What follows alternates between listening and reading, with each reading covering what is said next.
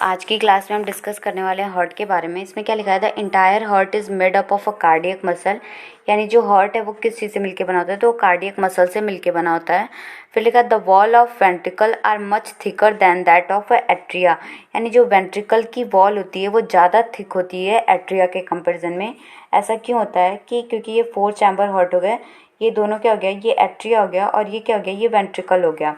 ठीक है, तो ये वेंट्रिकल की जो वॉल है इसमें ब्लड आएगा और ब्लड आके फिर सारा ब्लड किस में चल जाएगा, वेंट्रिकल में। तो पूरा प्रेशर पड़ जाएगा वेंट्रिकल पे, जिससे वेंट्रिकल पे ज़्यादा लोड पड़ जाता है, जिसकी वजह से वेंट्रिकल की वॉल जो होती है वो ज़्यादा थिक होती है कंपैरिजन टू एट्रिया। ठीक है, फिर लिखा है specialised cardiac musculature called the nodal tissue is also distributed in the heart, यानी हार्ट में कुछ स्पेशलाइज्ड नोडल टिश्यू फैले होते हैं।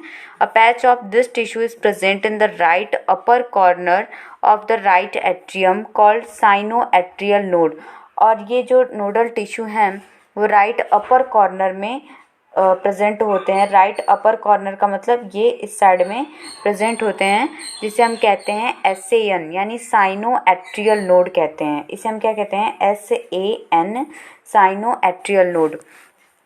फिर लिखा है another mass of this tissue is seen the lower left corner of the right atrium close into the atrioventricular septum, यानी लोअर लेफ्ट साइड में यहाँ पे होता है AVN, ठीक है, जिसे हम कहते हैं एट्रियोवेंट्रिकुलर नोड। लिखा a bundle of nodal fibre atrioventricular bundle AV bundle continue from the AVN which passes through the atrioventricular septa to emerge on the top of the interventricular septum and immediately divide into a right and left bundle, यानी जो ये AV bundle है ये divide हो जाता है right और left bundle में। ठीक है, फिर लिखा है these branches give rise to minute fibre throughout the ventricular musculature of the respective side and are called Purkinje fibre, और इसे हम क्या कहते हैं, किस नाम से जानते हैं, पुरकिंजे फाइबर्स के नाम से जानते हैं। फिर लिखा है the nodal musculature has the ability to generate action potential without any external stimuli, यानी जो नोडल मस्कुलेचर हैं जैसे SAN AVN हो गया, इनके पास ये क्या होते हैं, ये ऑटो एक्साइटेबल होते हैं, ये खुद से जनरेट हो जाते हैं। However, the number of action potential that could be generated in a minute vary at different part of the nodal system. The SAN can generate the maximum number of action potential, यानी जो ये SAN है यानी sinoatrial node है, ये maximum number of action potential को generate कर सकता है। कितना कर सकता है, तो 70 से लेके 75 per minute, and is responsible for initiating and maintaining the rhythmic contractile activity of the heart, therefore it is a called pacemaker, और SAN को हम पेस मेकर के नाम से भी जानते हैं। फिर लिखा है our heart normally beat 70 to 75 time in a minute, average 72 beat per minute, यानी जो हमारा हार्ट है वो 70 से लेके 75 टाइम इन अ मिनट में बीट करता है और एवरेज 72 बीट पर मिनट होता है। ठीक है, बात करते हैं कार्डियक साइकिल की। तो how does the heart function, let us take a look. To begin with all the 4 chamber of heart are in relaxed state, यानी जब कार्डियक साइकिल स्टार्ट होती है तो जो 4 चैम्बर हार्ट के हैं ये क्या होते हैं, ये रिलैक्स्ड स्टेट में होते हैं। ठीक है, जब स्टार्ट होती है कार्डियक साइकिल तब they are in a joint डायास्टोल।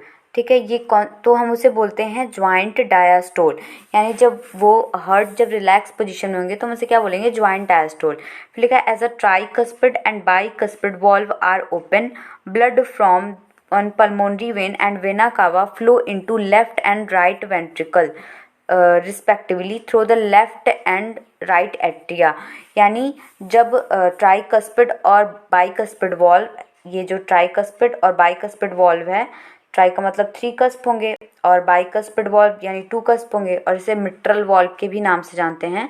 तो ये जो हार्ट हमारा जो ब्लड को लाता है पल्मोनरी वेन और वेना कावा से, तो ये लेफ्ट और राइट एट्रिया से होते हुए ये वेन में आते हैं।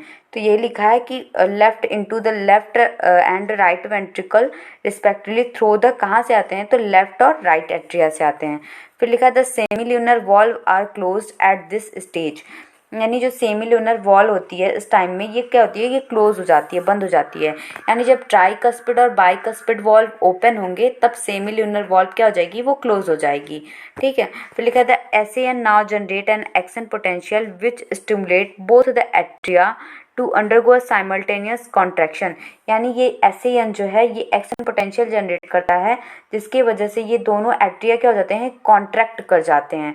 ठीक है, सिस्टोल, तो यहाँ पे दो वर्ड आएगा, एक वर्ड आएगा डायास्टोल और दूसरा आएगा सिस्टोल।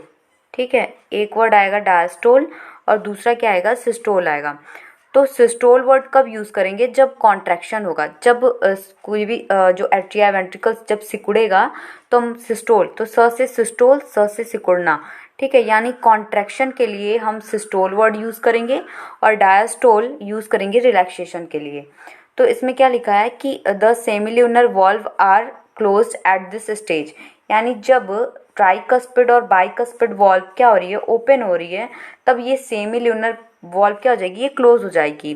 फिर लिखा है the SAN now generate an action potential which stimulate both the atria to undergo a simultaneous contraction the atrial systole, यानी SAN एक्शन पोटेंशियल जनरेट करेगा जिससे ये दोनों एट्रिया क्या हो जाएंगे, कॉन्ट्रैक्ट कर जाएंगे। और जब हमने बताया जब कॉन्ट्रैक्शन होगा तो हम उसे क्या बोलेंगे, यानी सिकुड़ जाएगा तो उसे क्या बोलेंगे, सिस्टोल। और एट्रिया सिकुड़ रही है, एट्रिया कॉन्ट्रैक्ट कर रही है, तो इसलिए हम बोल रहे हैं एट्रियल सिस्टोल। ठीक है, फिर लिखा है कि this increase the flow of blood into ventricle by about 30%, तो ये क्या कर देगा, ये ब्लड वेंट्रिकल में जाएगा। The action potential is conducted to the ventricular side by the AVN and AV bundle from where the bundle of His transmit it through the entire ventricular musculature. This cause the ventricular muscles to contract ventricular systole. अब blood जब इसमें आ जाएगा तब ये क्या हो जाएगा कि ये वेंट्रिकुलर सिस्टोल होगा। वेंट्रिकुलर सिस्टोल का मतलब जब वेंट्रिकल क्या करेगा, कॉन्ट्रैक्ट करेगा। फिर लिखा है द एट्रिया अंडरगो रिलैक्सेशन, यानी अब एट्रिया क्या हो जाएगी, रिलैक्स हो जाएगी। जब इसने कॉन्ट्रैक्शन कर लिया, जब एट्रियल सिस्टोल हो चुका तो एट्रिया रिलैक्स कर जाएगी, तब वेंट्रिकुलर सिस्टोल होगा अब। ठीक है, तो undergo relaxation ventricular systole, the atria undergo relaxation diastole coinciding with the ventricular systole increase the ventricular pressure causing the closure of tricuspid and bicuspid valve due to attempted backflow of blood into atria, यानी जब ये क्या होगा कि ये जब ventricular systole होगा, जब ये वेंट्रिकल सिकुड़ेगा तो ये क्या करेगा कि ये ट्राइकस्पिड और बाइकस्पिड उस टाइम पे क्लोज हो जाएंगी, जिसके क्योंकि ये बैक फ्लो ना हो पाए, ये वेंट्रिकल से ब्लड फिर से एट्रिया में ना चला जाए, इसलिए यहाँ पे ये ट्राइकस्पिड बाइकस्पिड वॉल्व जो होंगी वो क्या हो जाएंगी, वो क्लोज हो जाएंगी और सेमील्यूनर वॉल्व जो होगी वो ओपन हो जाएगी। फिर लिखा है as ventricular pressure increase further the semilunar guarding the pulmonary artery right side and the aorta left side are forced open allowing the blood in the ventricle to flow through these vessels into the circulatory pathway, यानी ये फिर क्या होगा कि pulmonary artery right side में चला जाएगा और लेफ्ट साइड में एओर्टा होगा, वहाँ पे ब्लड चला जाएगा।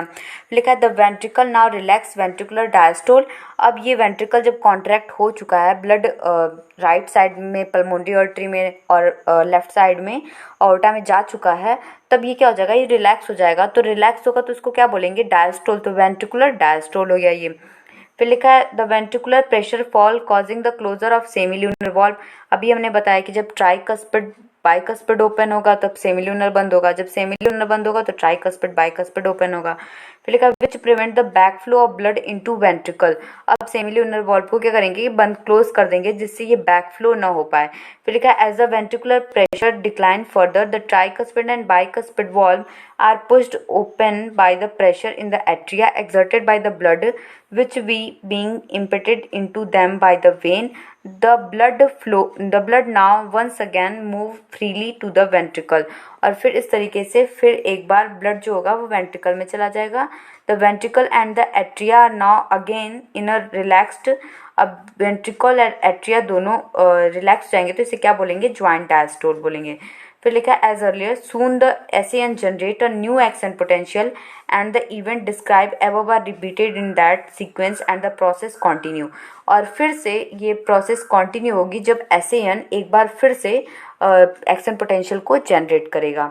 ठीक है, तो ये हो गया हमारा ब्लड का फ्लो कैसे करता है, ब्लड का फिल्ट्रेशन कैसे होता है, ये हमने डिस्क्राइब किया है। नेक्स्ट क्लास में हम ब्लड का जो साइकिल है वो डिस्क्राइब करेंगे।